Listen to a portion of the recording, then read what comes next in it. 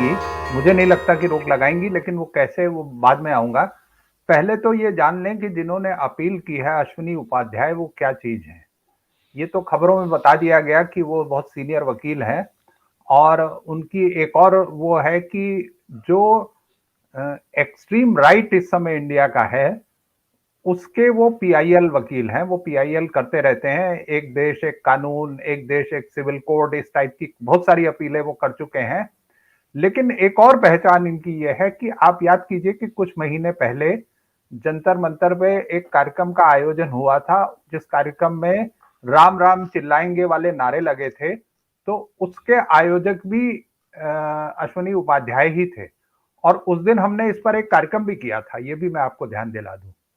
तो अब आप कह रहे हैं क्या इस पे रोक लगाएंगे? देखिए, अश्विनी उपाध्याय ने अपने इस पे अपनी इस अपील में एक बात कही है कि जैसे मुगल गार्डन का नाम बदल के अमृत उद्यान कर दिया गया, उसी तरह से सब चीजों के नाम बदल दिए जाए। यानी नाम तो बदले जा रहे हैं, प्रदेश सरकारें बदल रही हैं, देश की सरकार भी बदल रही है, लेकिन अश्विनी उपाध्याय ये चाहते हैं कि अभी तक जो नाम बदले जा रहे हैं वो फुटकर लेवल पे, रिटेल में बदले जा रहे हैं। वो चाहते हैं होलसेल में बदले जाएं, एक कमीशन बना दिया जाए जो हर चीज के नाम बदल दे। हो सकता है कल को अमरीश जी का नाम भी बदल जाए या मेरा नाम भी बदल जाए, तो ये भी हो सकता है। वो मतलब वो इस मूड में है कि पूरे घर के बदल दिए जाए, एकदम बदल दिए जाए। तो इसलिए ये जो नाम बदलने की प्रक्रिया है, ये चलती रहेगी, इस पे कोई रोक नहीं लगने जा रही है, ये ऐसे ही चलती रहेगी और ये बड़े दिलचस्प ढंग से चल रही है। अभी तक वो कह रहे हैं कि हमारे जो वो ऐसे लोग हैं जो महान लोग हैं उनके नाम पर हम रख रहे हैं। मान लीजिए आपने मुगल सराय का नाम बदल के रख दिया, लेकिन जैसे लखनऊ के नाम बदलने की चर्चा हुई पिछले दिनों, लखनऊ का नाम बदला जाए, क्यों क्या रखा जाए? लक्ष्मण नगरी रखा जाए, ऐसा एक एक कहा जाता है कि ये लक्ष्मण के नाम पे लखनऊ का नाम बना। एक दूसरी सोच यह है कि एक लखना पासी थे जिनके नाम पर लखनऊ का सोच बना। तो इतिहास की ये दो धारणाएं हैं जिसके बारे में हम किसी कंक्लूजन में हो सकता है ना पहुंच जाएं, लेकिन आप इतिहास को एक जगह फिट कर देना चाहते हैं और दूसरी धारा को पूरी तरह से नजरअंदाज कर देना चाहते हैं, ये और बुरी स्थिति है। मैं आपको बताऊं कि एक सबसे अच्छा नाम जो इधर पिछले दिनों चेंज किया गया, गुड़गांव, गुड़गांव को गुरुग्राम कर दिया गया और ये बताया गया कि ये गुरु द्रोणाचार्य का ग्राम था, उनको जो था दिया गया था दान में और उन्होंने जो है, तो ये गुरुग्राम से बदलकर गुड़गांव हो गया। एक दूसरी सोच यह है कि पश्चिमी उत्तर प्रदेश में मुजफ्फरनगर से या उससे पहले से जो गन्ना बेल्ट शुरू होती है वो हरियाणा के उस हिस्से तक जाती है और संभव है कि इस जगह पर एक ऐसा गांव रहा हो जहां पे बहुत अच्छा गुड़ बनता हो, तो इसका नाम हो गया हो गुड़गांव। एक सोच ये भी है। अब उस सोच को आपने एक जगह पहुंचा दिया कि ये गुरुग्राम ही था। अच्छा, मान लेते हैं हम गुरुग्राम ही था, तो ये गुड़गांव कैसे हो गया?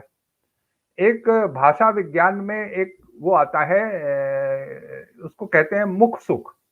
यानी हम अपने मुख के सुख के लिए बहुत सारी चीजों के नाम बदलते हैं। समाज बहुत सारा, सुनील जी को हम जैसे सनी कहना शुरू कर दें या अनिल जी को अनु कहना शुरू कर दें, तो ये होता है समाज, ये एक समाज का एवोल्यूशन है, इस तरह से होता है।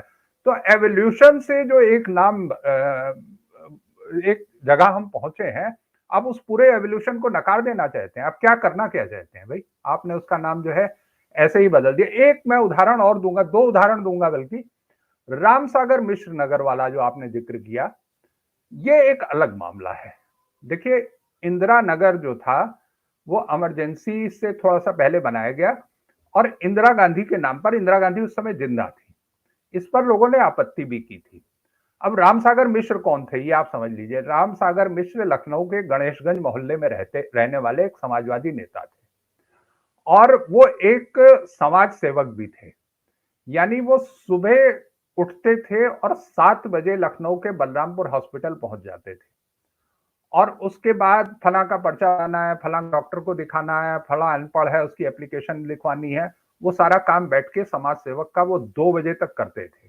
2 बजे जब तक वहां ओपीडी चलती थी वो वहीं रहते थे। उसके बाद वो घर आते थे, नहाते थे, तैयार होते थे और उसके बाद उनका समाजवाद शुरू होता था। 2 बजे तक वो समाजवाद नहीं उनका शुरू होता था। इमरजेंसी में उनको जेल में डाल दिया गया और उनकी डेथ हो गई। जेल में उनकी डेथ हुई तो इमरजेंसी जब खत्म हुई तो ये हुआ कि ये इंदिरा के नाम पे नहीं, तो उसका नाम उन्होंने रामसागर मिश्र नगर रख दिया गया।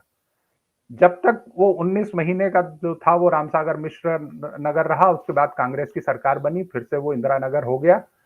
तो इंदिरा जी के नाम पर बहुत कुछ है, अन्याय जो हुआ वो रामसागर मिश्र के साथ हुआ। लेकिन मुझे जो एक दिलचस्प उदाहरण लगता है वो दिल्ली का है। दिल्ली में एक इलाका है ग्रीन पार्क, हम में से बहुत से लोग परिचित होंगे। ग्रीन पार्क एक कॉलोनी भी है। एक मलयाली अफसर जो थे वहां रहते थे और वो कवि भी थे। उनका नाम मुझे ध्यान नहीं है, लेकिन वो जिस नाम से कविता लिखते थे वो नाम था कृष्ण चैतन्य।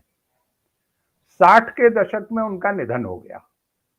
तो जो दिल्ली का मलयाली समाज है उसने मांग की कि उन जिस जिस रोड पे वो रहते थे ग्रीन पार्क में, उसका नाम रख दिया जाए कृष्ण चैतन्य मार्ग।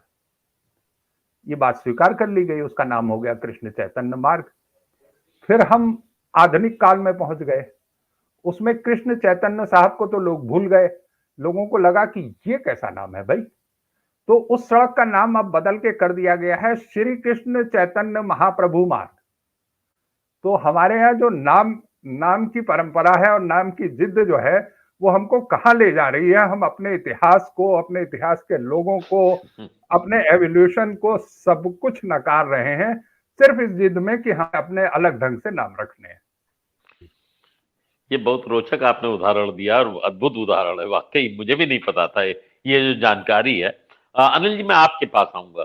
आप भी महाराष्ट्र में, वहां भी बहुत सारे नाम बदले गए हैं। अपने को अनम्यूट कर लीजिएगा। मुंबई कहा जाता है, लेकिन बॉम्बे और तमाम चीजें तो अभी भी कही जा रही हैं।